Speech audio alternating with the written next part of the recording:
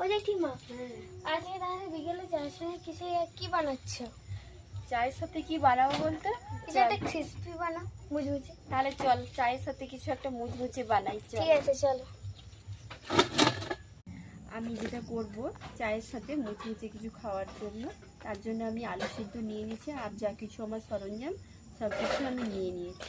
প্রথমে আমি আলুটাকে মাখবো, আমার সেদ্ধ করে রাখা হয়েছিল আলুটাকে, তাই এই যে মেখে নিচ্ছি।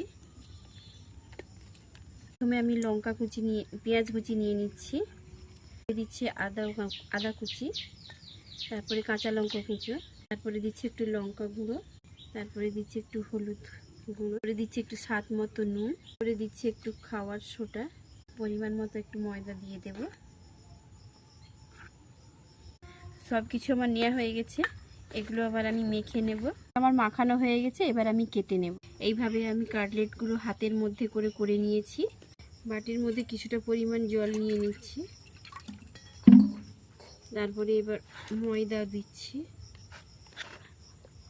কিছুটা পরিমাণ, তারপরে একটু নুন পরিমাণ মতো দিচ্ছি, খাবার সোডা, এটাকে ভালো করে একটু গুলিয়ে নেব। আমার কাটলেটটা হয়ে গেছে, এবার আমি এর মধ্যে ডুবিয়ে এই বিস্কুট গুঁড়ার উপরে কোট করে এবার আমি ছেড়ে দেব। এভাবে আমি প্রত্যেকটা এইভাবে ভেজে নেব।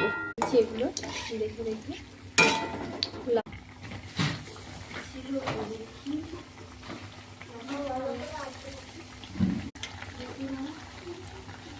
হয়ে গেছে, সেইগুলো আমি যেগুলো লাল হয়ে গেছে সেগুলো আমি একে একে করে তুলে নিচ্ছি।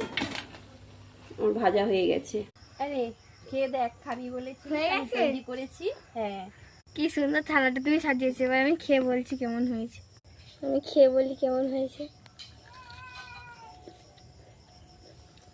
প্রচন্ড ক্রিস্পি হয়েছে। তোমরা এরকম বিকেলে চায়ের সঙ্গে খাবে, খুব ভালো লাগবে। তুমি একটু খেয়ে বলো কেমন হয়েছে।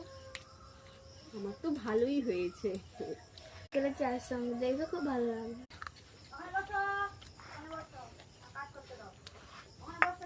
দারুণ।